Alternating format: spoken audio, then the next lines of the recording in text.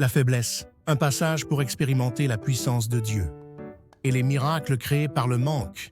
Chers frères et sœurs, peut-être que vous connaissez le célèbre auteur de best-seller et conférencier. Avez-vous déjà lu le livre de le professeur Lee Guk-jong intitulé Golden Hour? Ce livre présente la réalité de la médecine d'urgence en Corée et la vie dévouée de ce professeur. Ce professeur a sauvé de nombreuses vies malgré des conditions difficiles. Au cours de ce processus, j'ai été maintes fois frustré et épuisé. Parfois, vous avez dû ressentir la faiblesse et les limites en vous disant « Est-ce tout ce que je peux faire ?» Cependant, l'une des raisons pour lesquelles l'histoire de ce professeur résonne tant en nous est justement, je pense que c'est à cause de cette force de ne pas abandonner malgré les manques et les limites. Ironiquement, sa faiblesse l'a rendu encore plus fort. Nous voyons que, grâce à ses efforts, la grâce de Dieu a été ajoutée et des choses miraculeuses se sont produites. Le passage que nous allons partager aujourd'hui, 2 Corinthiens 12, parle de l'apôtre Paul. Paul était une personne plus capable et exceptionnelle que quiconque. Cependant, il avait aussi une insuffisance, comme notre professeur Lee. Non, peut-être que cette faiblesse que nous avons tous était aussi présente chez lui.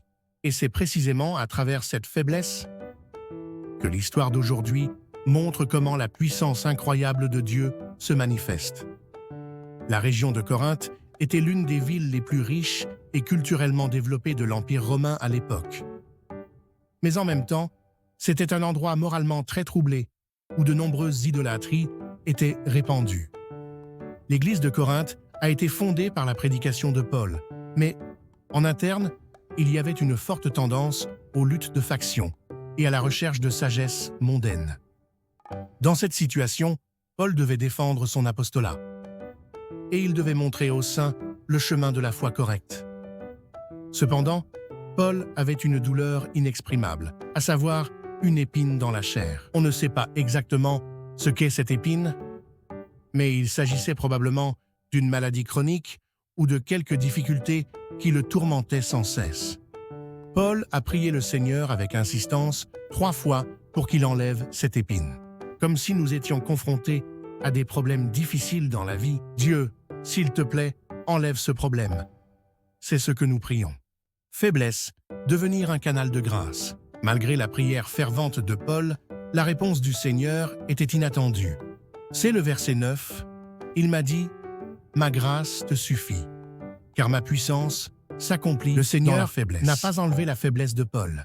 Au lieu de cela, il a dit que sa puissance se manifesterait pleinement dans cette faiblesse. Mes amis, ces paroles représentent un retournement incroyable pour nous.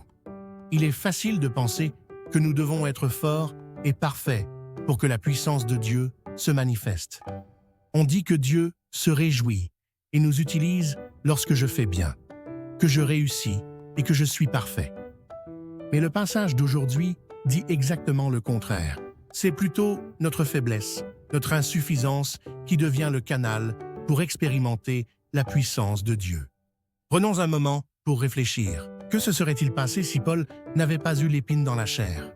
Peut-être qu'il s'est davantage fié à ses capacités et à sa sagesse. Je peux faire ça. Il a peut-être été trop arrogant. Mais à cause de cette épine, Paul s'est constamment abaissé. Je n'avais d'autre choix que de me fier uniquement au Seigneur. Et c'est à ce moment-là que la puissance inimaginable de Dieu a coulé à travers la vie de Paul. Le mot sur lequel nous devons nous concentrer dans ce passage est « puissance ». Cette capacité dépasse simplement la force physique ou le talent humain. Elle représente le pouvoir divin de Dieu. Cela signifie la souveraineté puissante de Dieu qui nous transforme et dépasse tout dans le monde. Peu importe notre faiblesse ou nos manques, le dynamisme de Dieu est « En dépassant nos limites, vous réalisez votre volonté ». Cette capacité se révèle pleinement lorsque nous sommes les plus faibles. Notre faiblesse devient le canal de la puissance de Dieu. Après avoir obtenu cette compréhension, Paul confesse « C'est pourquoi je me glorifierai plutôt de mes nombreuses faiblesses, afin que la puissance du Christ repose sur moi. » 2 Corinthiens 129. Mes amis, à quel point cette confession est-elle incroyable? La personne qui a prié pour se débarrasser de sa faiblesse dit maintenant qu'elle va en faire l'éloge. Parce que cette faiblesse est le moyen par lequel la puissance du Christ demeure en elle. Il en va de même pour notre vie. Parfois, nos manques, nos faiblesses, nos échecs ou des maladies ou des épreuves inattendues peuvent nous décourager. Pourquoi est-ce que je fais ça? Est-ce que je ne peux rien faire d'autre? Se dit-il. Il arrive que l'on se reproche des choses et que l'on se décourage. Mais c'est justement à ce moment-là que la grâce du Seigneur intervient. C'est une occasion en or pour nous de faire l'expérience de ce qui est suffisant. Certaines personnes se plaignent que parler devant les autres est très difficile. D'autres encore ont des difficultés à cause de problèmes financiers. Il y a sûrement des parents qui passent des nuits blanches à cause des problèmes de leurs enfants. C'est dans toutes ces faiblesses que nous nous accrochons encore plus ardemment à Dieu. Et c'est dans cet accrochage que nous faisons l'expérience de la puissance incroyable du Seigneur. Dieu révèle sa gloire à travers nos faiblesses. Il agit non pas à travers notre perfection, mais à travers nos manquements. Car c'est ainsi que toute la gloire ne nous revient pas.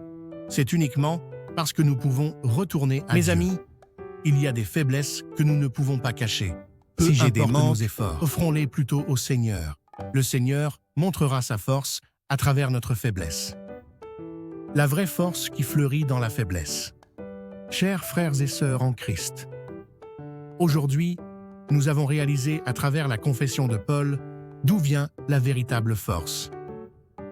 La véritable force ne se manifeste pas lorsque nous sommes forts, mais lorsque nous sommes faibles, que nous reconnaissons cette faiblesse et que nous nous reposons entièrement sur le Seigneur. Notre faiblesse n'est en aucun cas une source de honte.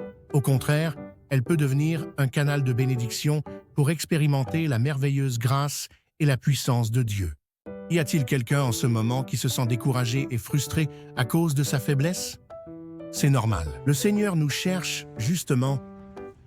Il désire accomplir de grandes choses à travers notre faiblesse.